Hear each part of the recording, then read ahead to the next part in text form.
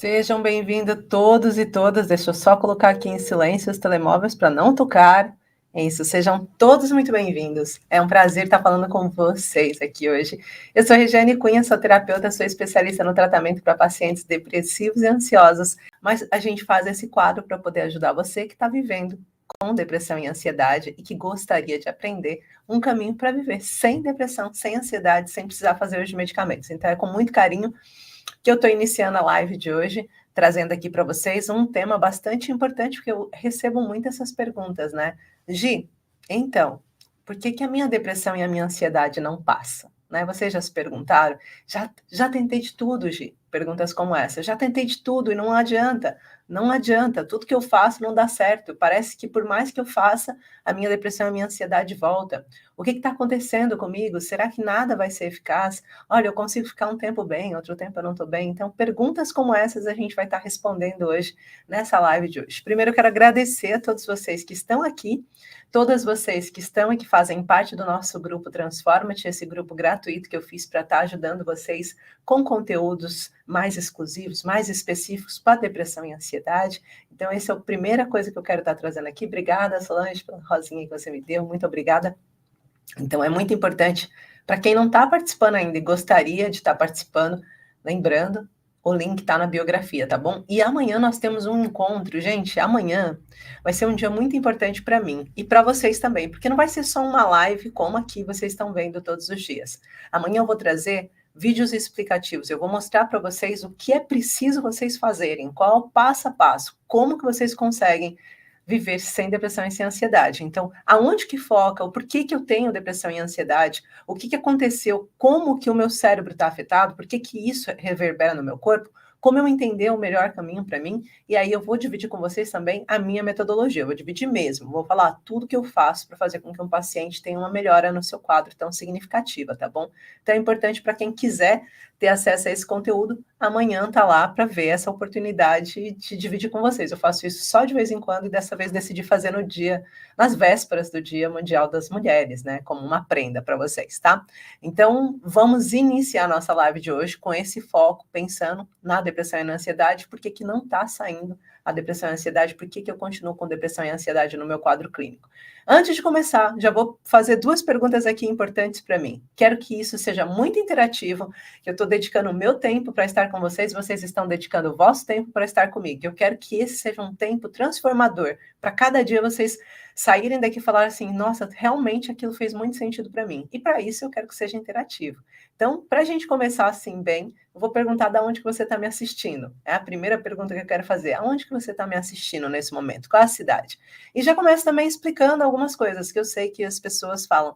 Você tem um sotaque brasileiro, você mora em Portugal, você mora no Brasil, então eu já vou começar explicando. Eu moro em Portugal há 21 anos, vai fazer 21 anos que eu estou aqui em Portugal, eu moro no norte de Portugal, mas nasci e fui criada no Brasil. Meu papai era alentejano e eu estou em Portugal já há algum tempo, mas algum tempo, metade da minha vida, né, gente? Eu tenho 41 anos, então metade da minha vida eu estou aqui em Portugal. Mas já morei no Brasil em duas regiões distintas. Morei no Paraná e morei no Pernambuco. Então, a minha jornada no Brasil foi feita entre sotaques também, né? Sotaques bem distintos, realidades bem distintas e culturas bem distintas. E hoje a gente está aqui, então, em Portugal, já há 21 anos que eu estou aqui em Portugal, mas o meu sotaque, ele continua sendo um sotaque com uma predominância brasileira. De vez em quando foge. Se eu tiver dado aula, se eu tiver atendido muitas portuguesas no dia, o meu sotaque fica um pouquinho mais carregado dentro do português de Portugal, mas é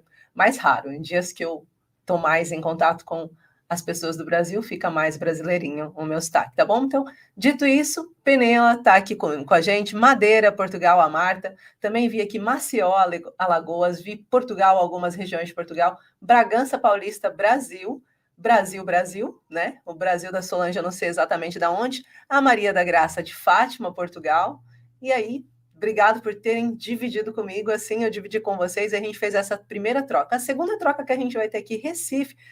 Valda, olha, eu morei aí em Recife muito tempo, né? Como eu disse, entre Recife e o Paraná, eu morava com muita facilidade entre Maringá e Recife. Bem, agora a gente vai começar falando então um pouquinho sobre a depressão e a ansiedade. Eu queria entender se tem mais pessoas com depressão nesse momento ou se tem mais pessoas com ansiedade aqui na live. Por que eu pergunto isso sempre? Para que eu possa trazer respostas mais apropriadas para vocês que estão passando ou por depressão ou por ansiedade. Valda, coraçãozinho, também te amo. Boa noite, Vila Real de Santo Antônio, Portugal. Um beijinho aí para Vila Real de Santo Antônio e para Viana do Castelo também. Então, começar a perguntar: tem depressão, tem ansiedade ou tem os dois? E aí, se vocês não quiserem escrever a palavra inteira, vocês podem colocar o número. Número 1, características de ansiedade. Número 2, características de depressão. E se eu colocar o número 3, ansiedade e depressão. Assim, eu consigo ver se tem mais pessoas ansiosas ou mais pessoas depressivas e trazer um conteúdo que possa trazer mais luz para vocês, que isso é muito importante para mim.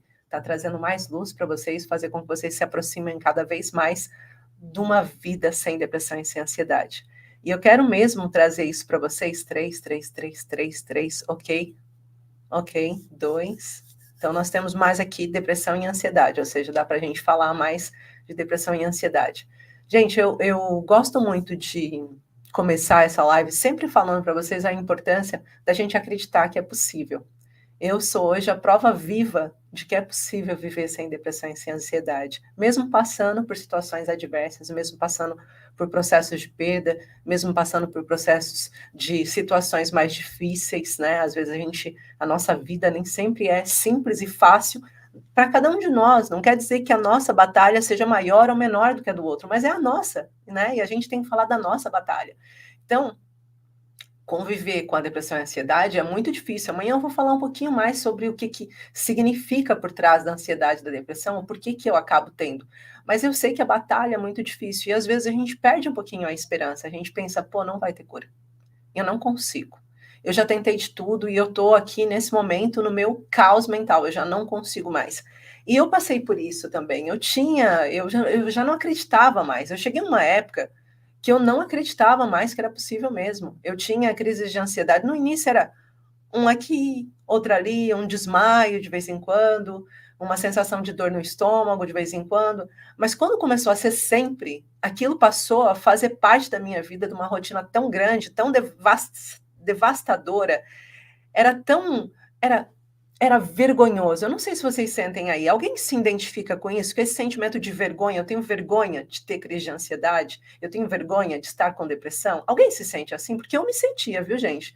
Estou abrindo o jogo aqui para vocês. Eu me sentia com vergonha. Era como se as pessoas tivessem medo ou nojo de mim em algumas partes. E vocês vão entender o porquê nojo. Então, eu sentia que as pessoas olhavam para mim e me julgavam. E eu sentia vergonha de sair, de estar em alguns lugares, porque eu falava assim: se eu for para esse lugar aqui, as pessoas vão ver eu tendo uma crise de ansiedade. E a minha crise de ansiedade, no início, era crise de choro. E daí todo mundo pensava: o pai dela faleceu, é por isso que ela está chorando. Mas eu tinha crise de choro involuntária, eu nem estava pensando no meu pai e começava a chorar, chorar, chorar, chorar de me engasgar. Eu ia correndo para a casa de banho, porque eu não queria que ninguém me visse chorando, porque eu também não sabia o que responder. Eu lembro de situações, por exemplo, de quando eu sentia aquela dor no peito, aquela sensação de que meu coração ia disparar, o meu olho ficava tão arregalado que parecia que todo mundo estava vendo que eu estava passando mal. E normalmente as pessoas viam que eu estava passando mal. E naquela altura, as coisas que eu mais lembro de fazer, ou eu me trancava, ou ia sair dali da sala correndo, que era na sala de aula que acontecia muitas vezes, ou eu abaixava e ficava assim com a mão no ouvido e o olho fechado, e eu ficava balançando para frente e para trás, e eu lembro que uma altura, antes mesmo da gente falar, e eu falo a palavra autista com todo respeito, né, até pelo meu profissionalismo, entendo o que é um aspecto autista, mas naquela altura, as pessoas falavam: ih, ela deve ser autista, olha o jeito que ela tá. E não era era eu tentando lidar com aquele monte de sintomas. Então eu tinha muita vergonha de sair na rua, eu tinha muita vergonha e medo de que as pessoas olhassem para mim. Depois eu passei a ter medo dos sintomas. Dos sintomas, porque com os meus sintomas, às vezes, eu me descontrolava. Eu me descontrolava no sentido de desmaiar, eu me descontrolava no sentido de poder sair correndo de um lugar, eu me descontrolava no sentido de falar muito alto com as pessoas, de querer que as pessoas parassem de me fazer pergunta. Para de me fazer pergunta, eu não estou conseguindo responder, para, por favor, para. Era uma sensação terrível. Então, automaticamente, eu comecei a sentir dentro de mim um sentimento muito ruim com aquilo. E esse sentimento foi uma das coisas que começou a fazer com que eu me isolasse e exponenciou a minha ansiedade e depressão. Exponenciou. Eu não tive depressão. Não vou falar que tive depressão, porque eu não tive. Eu tive ansiedade, eu tive ataques de pânico muito fortes, tive vários com desmaios, e depois comecei a ter crises convulsivas, que depois de vários exames, foi-se a diagnosticar como epilepsia crônica. Epilepsia crônica, para quem não sabe, é quando você entra num processo de desmaio automático, e que pode ser acionado, tá? Vou colocar aqui entre aspas, porque depois eu descobri que não era acionado por isso, não tem nada a ver com isso. E por isso que normalmente as pessoas não encontram a cura, porque não é acionado por isso. Mas supostamente poderia ser acionado por flash de luzes, por informações muito fortes, por momentos muito alegres, por momentos muito nervosos, por momentos de muita tristeza, por momentos muito intensos. E esses momentos muito intensos faziam com que o seu cérebro fizesse uma espécie de apagão, desmaiasse. Quando eu comecei a fazer a minha pesquisa, eu comecei por conta da epilepsia, porque na epilepsia é que a minha vergonha ficou maior. Lembra que eu falei que eu tinha vergonha e achava que as pessoas sentiam nojo de mim? E de fato, eu acredito que muitas sentiram, porque nos meus ataques convulsivos, a primeira coisa que desarranjava era o meu intestino. Então, muitas vezes eu acordei na ambulância, ou às vezes até dentro do autocarro, da circular no Brasil, né, que a gente chamava circular, toda borrada. Literalmente, eu tinha feito caquinha nas calças. Tinha feito xixi nas calças. Eu acho que não há situação mais humilhante do que essa, né? Eu conversei outro dia com uma mulher que foi minha paciente esses dias, há 2 semanas atrás, e ela estava falando que ela ficou com um trauma depois de ter dado à luz, porque no momento em que ela deu à luz, ela fez tanto esforço que ela defecou. E ela ficou com muita vergonha da equipe médica por ter defecado. E eu falei, olha, eu sentia isso quando eu desmaiava e tinha esses ataques epiléticos. E o médico, nessa altura, disse para mim que não tinha saída, que não tinha cura, que não havia nada que eu pudesse fazer que ia resolver. Então, eu achei que meu mundo tinha acabado. Eu pensei primeiro, meu Deus, e agora? Falei para minha mãe, vamos em outro médico, né? E a gente começou essa busca de médico. Nesse processo todo, eu comecei a entender que, não, tem que ter alguma coisa, alguma resposta. Por que eu tô assim?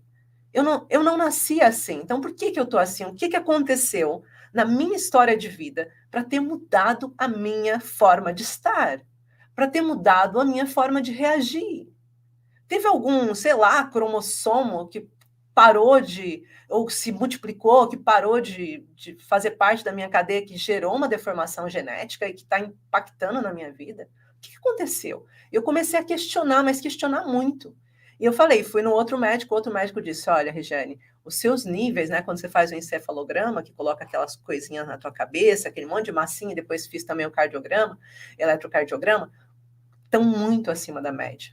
Você tem ataques epiléticos com muita frequência. Então, automaticamente, é uma epilepsia crônica. Eu falei, eu não vou escutar isso. E fui atrás de outros médicos. E é por isso que eu digo para vocês, a gente tem que entender que nós não estamos fadados ao resto da vida ter isso, não. E às vezes a gente acredita, e como eu disse, naquela altura, na ansiedade, eu acreditei que aquilo ia me acompanhar a vida toda. Quando eu entendi o que tinha acontecido e o que fazia com que eu entrasse em crise e como que eu conseguia desativar esses gatilhos, a minha vida mudou. A minha vida mudou. Para quem sabe um pouco sobre epilepsia, uma pessoa que é epilética normalmente não é nem recomendada engravidar, ter filhos. Eu sou mãe de uma mulher de 21 anos hoje, não é mais uma menina, mas é uma mulher de 21 anos. Tive um relacionamento, 2, estou no segundo, tá? Não vou mentir. 2 relacionamentos. Tive 2 relacionamentos de longa data, estou no segundo, de longa data também, né? Já temos 7 anos em conjunto. E nesse processo todo, eu nunca mais tive nenhuma crise epilética. Nunca mais. Mesmo em situações adversas, mesmo em situações difíceis. E digo para vocês, eu já passei por situações difíceis. Eu estava falando da minha filha, ela está aqui, ó, Ana Nogaroli, é minha filha, essa lindona aí. Beijos, filha, te amo. Então, eu nunca mais passei por situações de epilepsia. Eu nunca mais passei, mesmo tendo situações adversas, porque, como eu disse, eu reconheço que nós passamos por situações adversas, né? Há pouquinho tempo atrás, há 2 anos atrás, a situação mais difícil que eu passei aqui foi um luto de um aluno meu, e que impactou muito para mim, porque era uma criança e foi muito difícil. Se fosse numa situação anterior, se fosse no meu passado, isso seria suficiente para fazer com que eu entrasse num processo de ansiedade de novo, de não conseguir nem ir no velório, de não conseguir estar ali. Então, quando eu falo para vocês que quando a gente consegue encontrar um caminho, a gente consegue replicar esse caminho, é isso que eu quero trazer para vocês. E hoje, o nosso tema é, ok, eu tenho uma depressão e uma ansiedade que não passa, Gi. Por que não está passando? O porquê que não passa? Então, a primeira pergunta que eu quero fazer para vocês é: há quantos anos vocês estão convivendo com isso? Escrevam aí para mim, enquanto eu bebo um pouquinho de água, há quantos anos que vocês estão convivendo com a depressão ou com a ansiedade?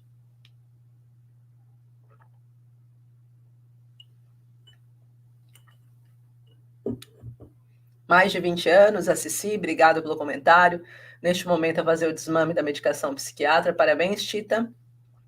13 anos, a Ana. 2 anos, a Josi. 5 anos, 5 anos, Rafael.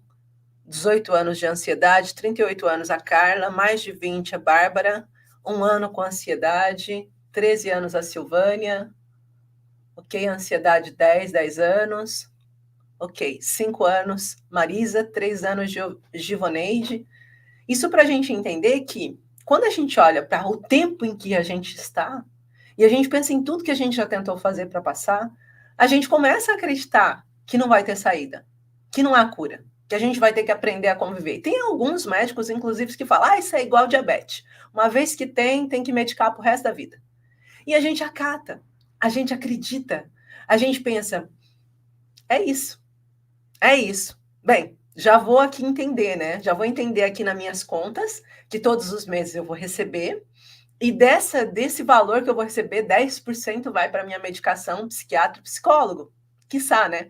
Normalmente vai muito mais que isso, mas imagina que você vai comprar suas caixas de medicamento e você vai gastar 5, 6 euros por mês. Quanto que vocês gastam, gente? Dá aqui só para me atualizar. Quanto mais ou menos vocês gastam em medicação? Para quem já está tomando medicação, né? 15 reais. 15 reais, Tita, ou 15 euros?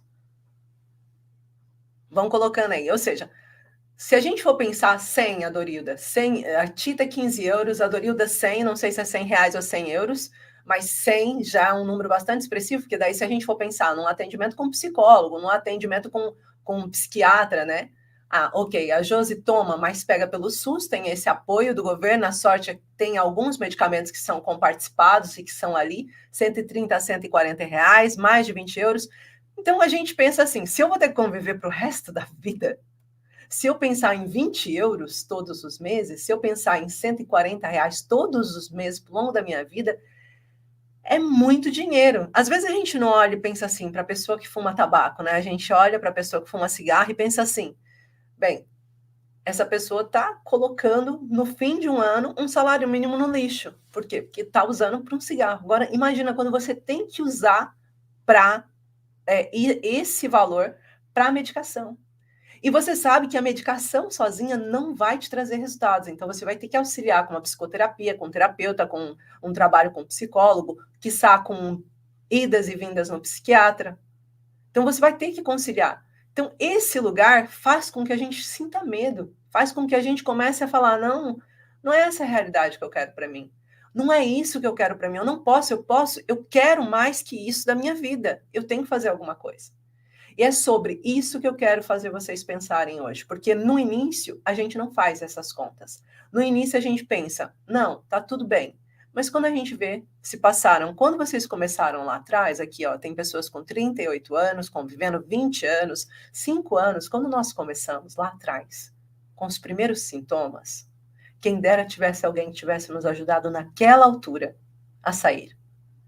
Olha o tanto de coisas que nós perdemos para a depressão e a ansiedade no dia a dia, nas situações normais de vida.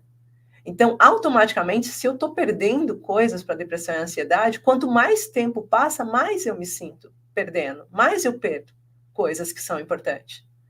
Então, o que, que a gente quer? A gente quer recuperar isso. E para isso, o que eu quero trazer aqui hoje é a importância da gente saber o que nós estamos fazendo para vencer a depressão e a ansiedade. Ana, a sua psiquiatra tem a mesma fala que o meu psiquiatra na altura teve e que o meu neurologista teve. Você vai ter para o resto da vida, Regiane. Você vai se acostumar. Vai ter um medicamento que vai te acompanhar, que é o Gardenal, para o resto da sua vida. Só vai mudar a dose, vai ter tendência a aumentar se suas crises aumentarem. Mas, na verdade, não é assim. Eu quero dizer para vocês que hoje em dia, com a forma correta, é mais ou menos igual óculos. Antigamente, a gente, quando começava a usar óculos de pequeno, a gente sabia que só ia aumentar os graus, dificilmente você coloca um óculos e reduz a graduação. É mais fácil aumentar. Mas hoje em dia já existem várias formas de você não precisar colocar óculos. Já existem várias formas. Então, a evolução, ela veio. Só que nem todo profissional está disposto a experimentar essa evolução. E digo mais, e existem coisas que são mais difíceis. Por quê? Por exemplo, eu falo para vocês que é possível vocês vencerem a depressão e a ansiedade sem uso de medicamentos. Mas se a gente for pensar, a indústria farmacêutica vai apoiar essa causa? Nunca. Nunca. Por quê? Porque ela vai perder uma grande fatia do bolo. O terceiro, os três primeiros medicamentos mais vendidos é de coração, diabéticos e para antidepressivos e ansiolíticos. Então, uma fatia muito importante do mercado está ali. Então, automaticamente vai continuar tendo a medicação.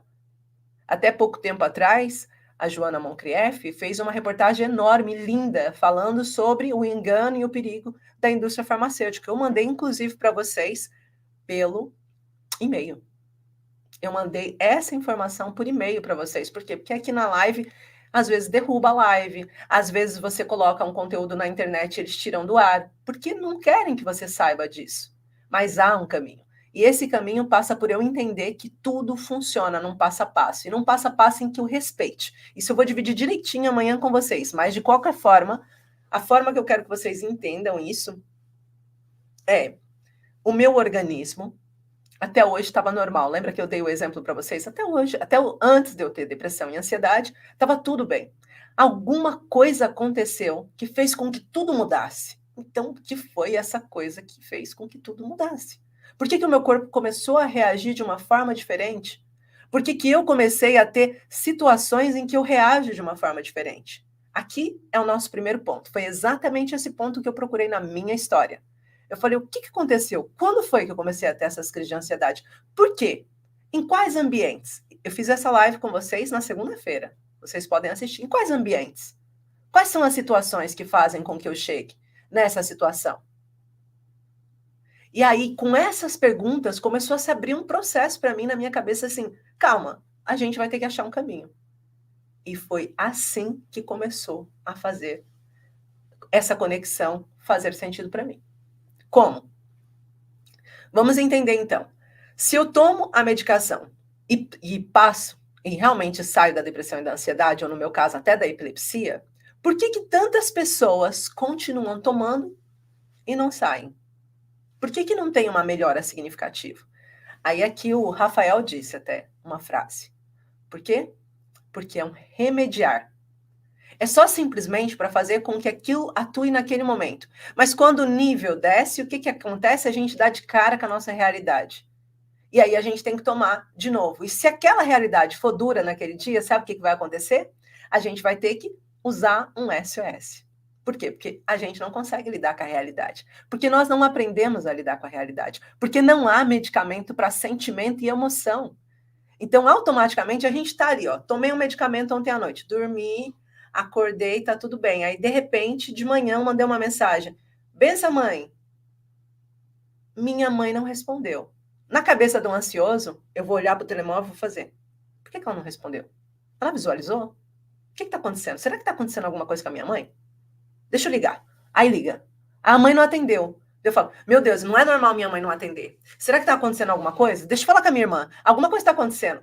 Já começou o coração a bater. Eu já comecei a sair de mim. Logo em seguida, para eu me acalmar, o que eu vou fazer? SOS na boca. E é exatamente isso que faz com que a gente fique refém das circunstâncias. Então, o que eu trago para vocês, que eu quero que vocês entendam, é que se a depressão e a ansiedade de vocês não está passando, entendam essa frase. É porque vocês estão fazendo a mesma coisa. Enquanto a gente continua fazendo a mesma coisa, a gente tem o mesmo resultado. E o que a gente precisa fazer de diferente? A gente precisa aprender o caminho, o passo a passo. A gente precisa aprender que existe um caminho. E que se a gente seguir aquele caminho de uma forma correta, ou seja, um passo a passo, que vai fazer com que a gente ande num caminho que leve a gente à cura, a gente vai conseguir replicar várias vezes. A primeira vez que vocês foram fazer uma viagem que vocês nunca tinham feito, de carro, ou a pé, ou de avião, vocês nunca tinham feito, vocês não sabiam o trajeto. Mas a partir da primeira vez que a gente faz aquele trajeto, a gente passa a conhecer o trajeto. E a gente começa a conhecer até atalhos. Quanto mais a gente vai fazendo aquele caminho, mais atalhos a gente vai conseguindo ter. Então, uma das coisas que eu estou falando muito aqui dentro para os nossos grupos é, atenção, a gente está aqui todos os dias com uma pequena técnica que significa que a gente está seguindo um passo a passo. Lá, de forma direta, a gente não está num passo a passo, mas estamos com algumas técnicas e conteúdos que fazem com que haja mudanças. Então, se eu mudo hoje, se eu mudo amanhã, se eu mudo depois de amanhã, se eu mudo, mesmo que seja uma pequenina vitória, no fim de uma semana, eu tenho mais vitórias. Eu tenho mais situações positivas, certo? Eu vivi mais momentos felizes. Eu consegui fazer coisas que eu não fazia. Então, quando eu estou lidando com as minhas pacientes que vêm com agorafobia, por exemplo, que não saem de casa por nada, e que só de pensar em abrir a porta já estão passando mal, a minha primeira batalha não é pensar em como que ela vai correr uma maratona, mas é em como ela vai pegar na tramela da porta. E o meu trabalho com essa paciente vai ser fazer ela pegar na tramela da porta sem passar mal. No outro dia, é ela ir para fora pegar um ar sem passar mal.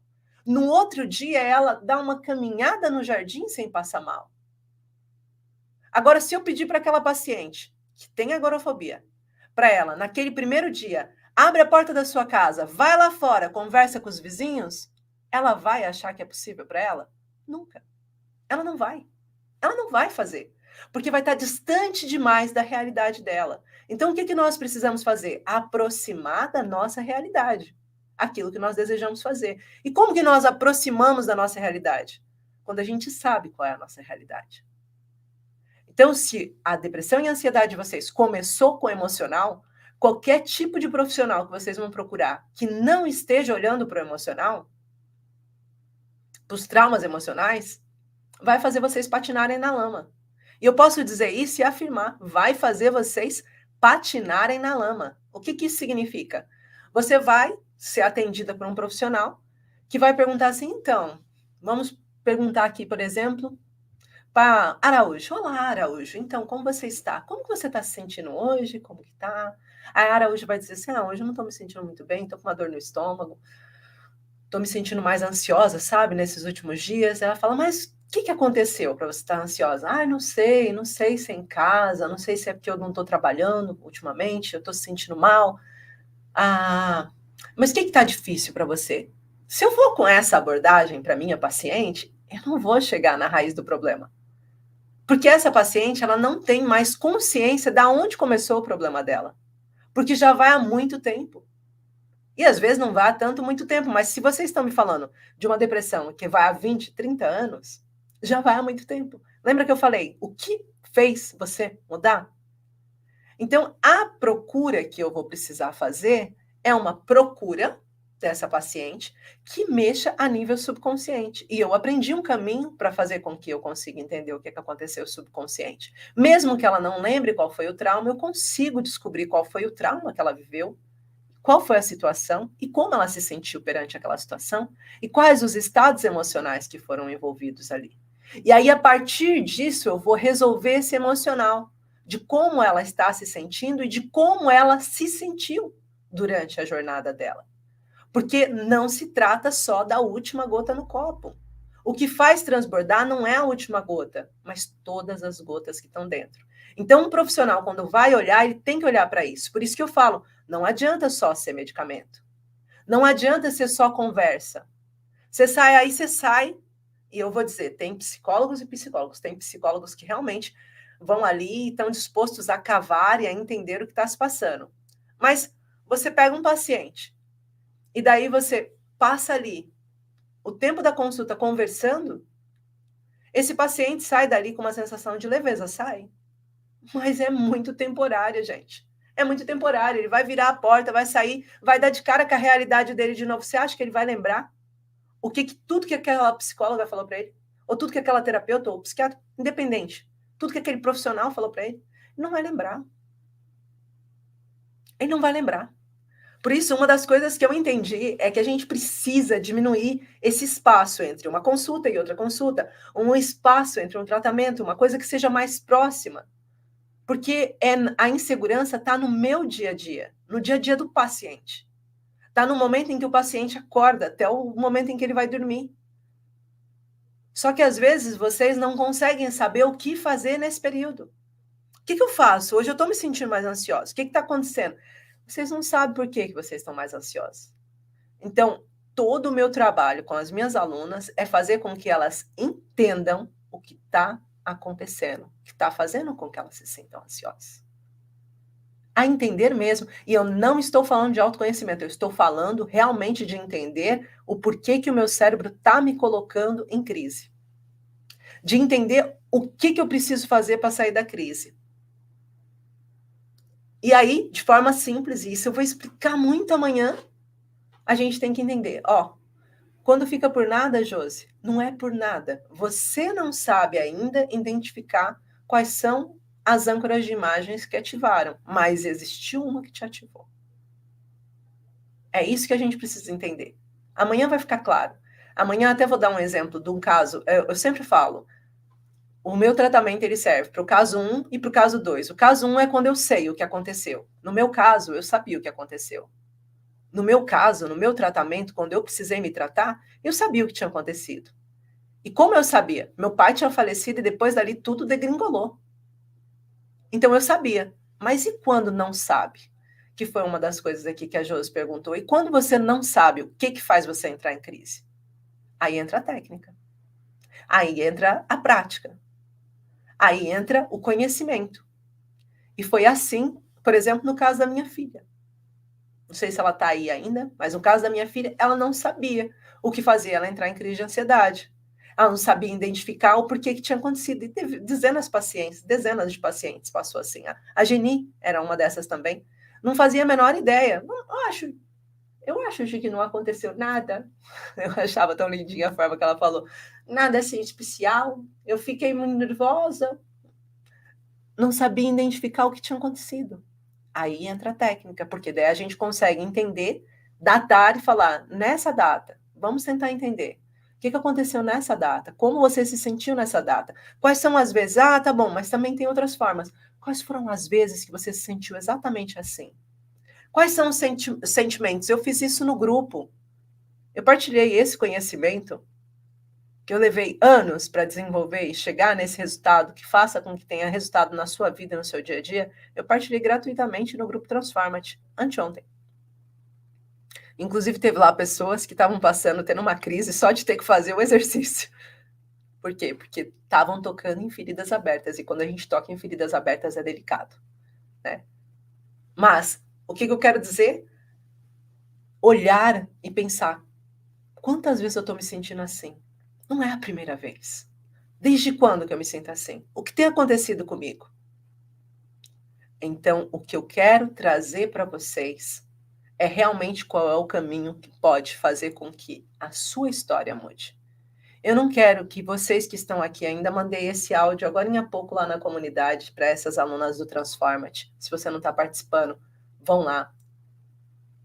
Mas eu mandei esse áudio agora há pouco. Deixa eu só, antes de falar do qual áudio que eu mandei, só responder aqui para a Lise. A Lise perguntou se a regressão ajuda. Lise, Eu trabalhei com hipnose clínica durante algum tempo.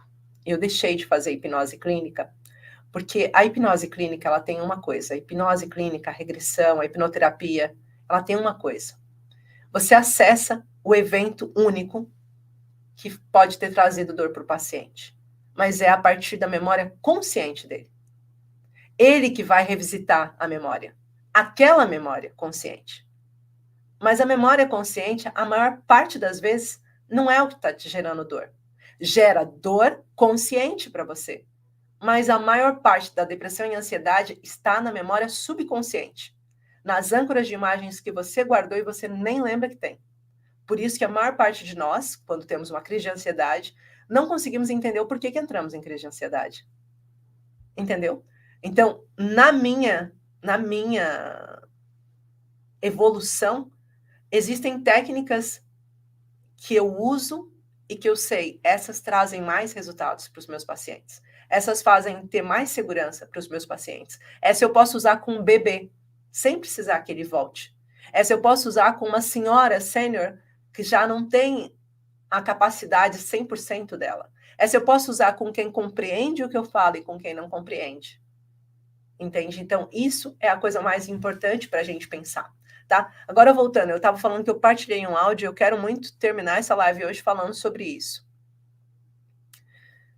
Dos 3 tipos de pessoas que existem quando estão com depressão e ansiedade. Aquela pessoa que tem depressão e ansiedade, sabe que tem, e começa a procurar várias formas de se tratar. Eu vou no Google e procuro pelo meu sintoma. O que eu faço se eu estou com dor de cabeça e tenho ansiedade? Aí eu vou e implemento aquilo. Aí depois, amanhã, eu vou e procuro outra dica, outro conteúdo. E não percebem que estão queimando tempo de vida. Não percebem que cada vez mais eu estou ampliando e afastando o meu processo de cura. Quando eu vejo, eu pensei que ia ser 1 ano, eu já estou 2 anos, 3 anos, 4 anos, 5 anos, só procurando alguma coisa que pode melhorar. Eu não quero que vocês que estão aqui, eu peço a Deus todos os dias, eu não quero que vocês que estejam aqui tenham esse tipo de consciência. Eu quero que vocês entendam que esse tipo de consciência que não traz um tratamento não vai vos levar à cura. Achar uma melhora vai só simplesmente fazer vocês aprenderem a conviver com a ansiedade. A ansiedade, quando eu começo a conviver com ela, ela vira depressão. E a depressão, gente, infelizmente, se eu deixo a depressão evoluir, eu começo com pensamentos impróprios, pensamentos de atentar contra a minha própria vida. E se eu deixo isso evoluir, isso é uma das maiores causas do Setembro Amarelo. Eu não quero falar a palavra aqui que eu acho muito pesada. Mas essa é uma das principais causas do Setembro Amarelo existir. Por isso, é importante que a gente entenda que é preciso mais do que só procurar uma ajuda, mais do que só procurar algo para fazer. É preciso a gente entender que a gente precisa realmente de um tratamento. É preciso a gente entender que a gente precisa realmente seguir um passo a passo. E se vocês estiverem seguindo, eu já disse e volto a dizer, não precisa ser comigo. Não precisa. Mas se vocês forem seguir o João Duarte, não sei quem é João Duarte, eu inventei um nome agora, tá? Se vocês forem seguir o João Duarte, façam o que o João Duarte diz. E vejam, antes de fazerem, vejam se ele tem resultado. Pergunta quais os resultados que você tem. Quantas pessoas você já conseguiu melhorar? O que você fez? Você já pegou um caso parecido com o meu? E aí, vocês vão olhar para o João Duarte e vão falar, pronto, João Duarte, então se você consegue chegar nisso, o que eu preciso fazer para chegar nisso também? Qual é o passo a passo? E aí façam aquilo, mas não misturem coisas, porque isso vai fazer com que atrase o vosso processo. Porque cada profissional tem uma forma, uma ideologia e um pensamento. E o resultado dele está relacionado com essa linha de raciocínio. Ok? Esse é o ponto número 1. O segundo tipo é aquela pessoa que acredita que um momento ou outro, tomando remédio, aquilo vai passar. E aí a gente vê pessoas aqui que estão aqui hoje. A gente já toma medicamento há 30, 40 anos. E não passou. E não passou. Mudaram de medicamento. É tipo pílula anticoncepcional, a gente começa nos 20 anos e termina aos 40. Mudou de medicamento, mas continuou com a mesma metodologia, com a mesma forma. E daí chegam em mim e dizem assim, Gi, já não faz o mesmo sentido. Já não está trazendo resultado. Por que não está trazendo resultado? Só falando aqui para o Instagram, que é capaz dessa live cair, porque ela ontem caiu aos 40 minutos, anteontem caiu aos 40 minutos. Se cair a live daqui, eu tô ainda no YouTube e tô aqui no TikTok, tá bom? Eu não vou subir ela de novo, mas se cair, vão para lá. No YouTube é só digitar Regiane Cunha, no TikTok é Regiane Cunha também, que nem no Instagram, ok? Bem, continuando. O segundo ponto, então, é aquele que acha que só tomando medicação, uma hora ou outra, vai passar. E aí não passou. E aí não passa. E aí continua. Anos, assim. E aí a gente vai entrando em modo de sobrevivência. E o terceiro ponto é das pessoas que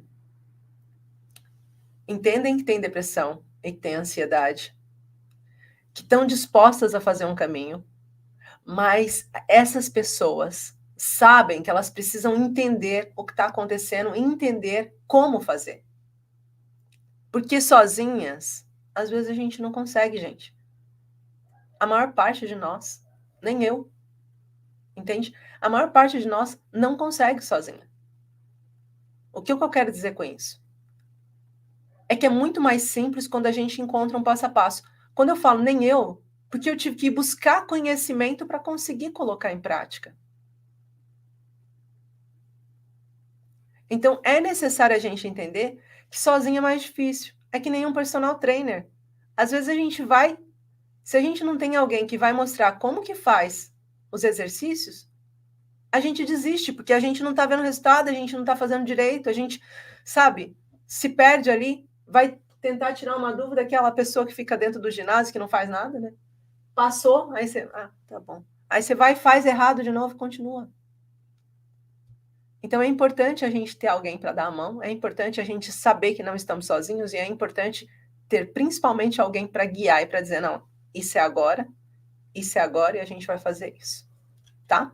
Então isso são pontos que eu quero trazer para vocês na live de hoje, do porquê que a minha depressão ou porquê que a minha ansiedade não passa. Às vezes está relacionado com a nossa escolha. Quero terminar contando aqui uma história para vocês. Deixa eu só responder. Lúpus é psicológico? O lúpus, eu vou dizer para você a questão emocional por trás do lúpus, tá? Assim fica mais fácil. Não é que seja psicológico, mas todas as coisas que acontecem no nosso corpo físico, ela tem uma raiz emocional por trás. Eu explico isso sempre para as minhas alunas, para as minhas pacientes também explico, e é muito importante a gente entender. Uma dor de garganta tem questão emocional por trás.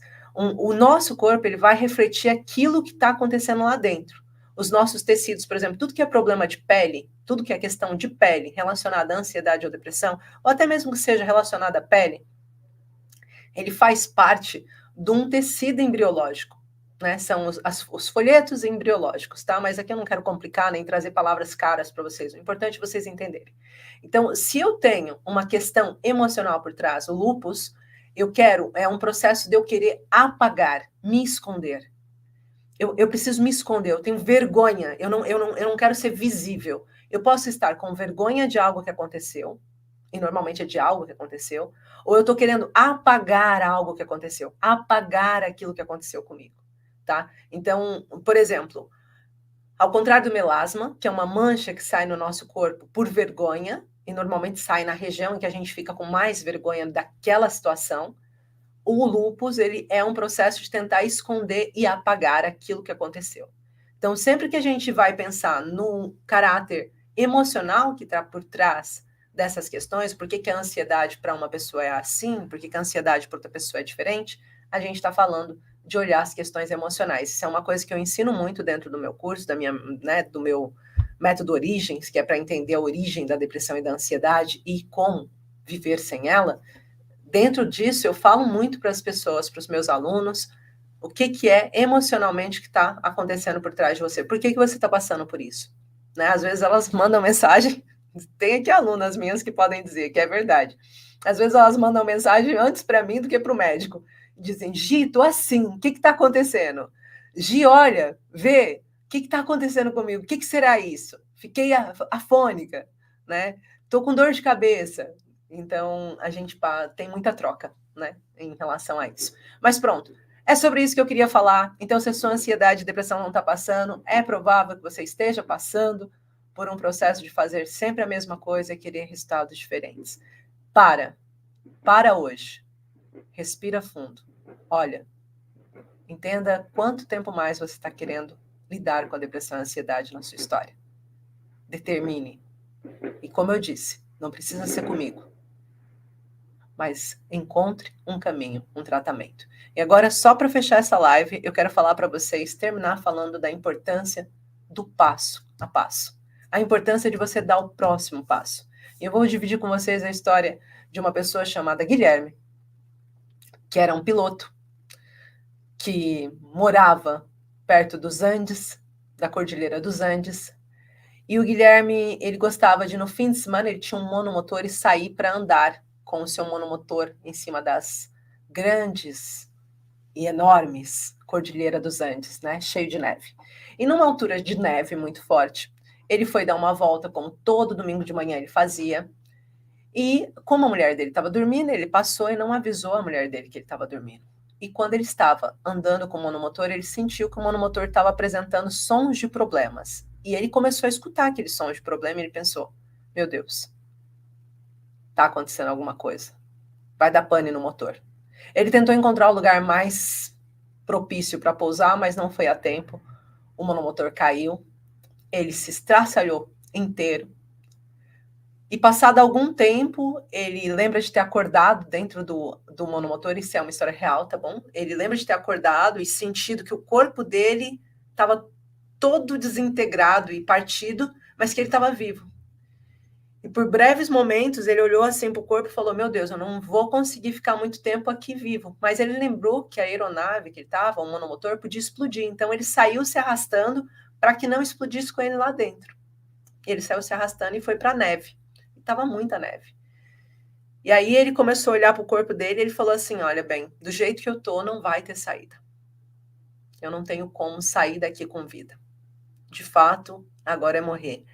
Por breves momentos, ele começou a lembrar toda a jornada que ele tinha feito na vida, o quanto ele estava tranquilo, o quanto ele estava bem, o quanto ele tinha conquistado sonhos, o como os filhos dele tinham crescido, e que estava tudo bem ele perder a vida daquele jeito, pilotando, que era a coisa que ele mais gostava. Só que enquanto ele estava ali tranquilo, sentindo o seu corpo amortizando, ele falou assim, também vai ser bom para minha família, porque eu vou deixá-los bem, que eu tenho um bom seguro, né? Porque eu tenho uma profissão de risco, então eu tenho um bom seguro de vida. E eles vão ganhar uma boa mensagem, ou seja, uma boa mesada por mês em relação à minha morte. Só que naquele mesmo momento ele lembrou que ele só podia receber o seguro, a família dele só poderia receber o seguro se o corpo dele fosse encontrado, porque senão não seria feito um óbito e seria dado como desaparecimento e a família dele estaria terrivelmente prejudicada porque ele era o único que trabalhava. Naquele momento o coração dele acelerou, ele olhou para o corpo dele e pensou, eu preciso ir para um lugar que alguém me ache, porque eu estou no meio da cordilheira, ninguém vai me achar aqui.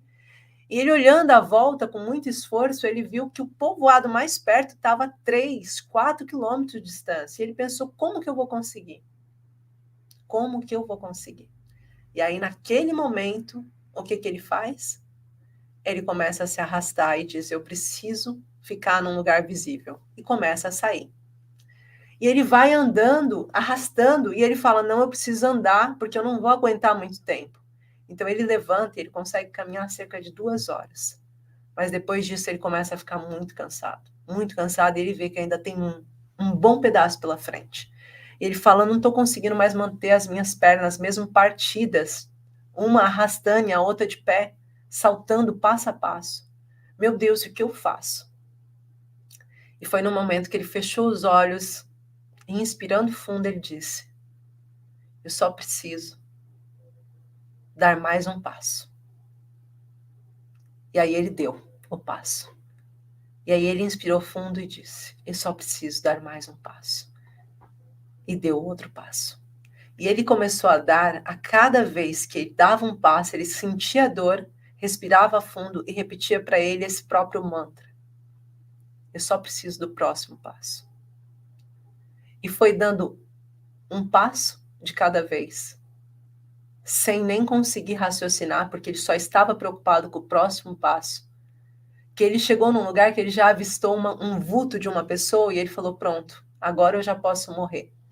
E ele lembra de ter caído e desmaiado naquele momento. O fato é que ele desmaiou e caiu mesmo. E pensou que tinha morrido. Mas acordou no hospital do lado da sua mulher e pensou que estava falando de um sonho. Naquele momento ele entendeu a importância do próximo passo. Se ele não tivesse se mantido dando na luta, na adversidade, no próximo passo, ele não teria chegado ao seu objetivo. Então hoje eu quero que você escreva aqui nessa live um compromisso com você. Eu só preciso do próximo passo. Esse compromisso ele tem que ser um compromisso muito real. Que você entenda que você vai conseguir. Você vai conseguir sair dessa doença que dilacera por dentro. Mas você vai conseguir. Independente de qual seja o seu caso, se você está há 20 anos tentando, se você está há 5 anos ou se você está há meses tentando. Você vai conseguir. Você só precisa do próximo passo. Você só precisa encontrar qual é o caminho que vai te levar. E esse caminho vai precisar do seu primeiro passo. Esse compromisso é para você. É com você. É por você. E a coisa mais importante que eu quero que você que está escrevendo, eu só preciso do próximo passo, entenda, é que esse compromisso, você pode ou não ter apoio de outras pessoas, mas o seu apoio você terá sempre. Ele estava sozinho nessa cordilheira e mesmo assim ele não desistiu. Ele seguiu. Ele não perguntou, eu só vou se a minha mulher vier aqui me buscar. Eu só vou se Deus aparecer aqui nesse momento de corpo presente e disser, vamos. Ele sabia que o próximo passo competia a ele. Então eu quero que você sinta esse compromisso. Esse compromisso é seu. Esse compromisso está selado com você. Quando essa live sair do ar, ninguém vai ter lido o seu comentário. Mas você vai saber que você escreveu. Que você escreveu no seu livro da vida que você só precisa do próximo passo. E amanhã eu vou estar aqui para ajudar vocês nesse próximo passo. E vou continuar seguindo, passo a passo, para que vocês consigam encontrar o caminho para viver sem depressão e ansiedade. Se eu me libertei, vocês também conseguem. E, gente, de fato, foi um passo atrás do outro. Fez sentido esse conteúdo? Então quero convidá-la para participar de um evento gratuito e online, Voltar a Viver, onde eu vou mostrar como você pode sair dessa depressão e dessa ansiedade sem uso de medicamentos, essa ansiedade e depressão que tem te acorrentado há anos. Quer participar? Escreve "eu quero" nos comentários ou vá até o link da bio. Te espero!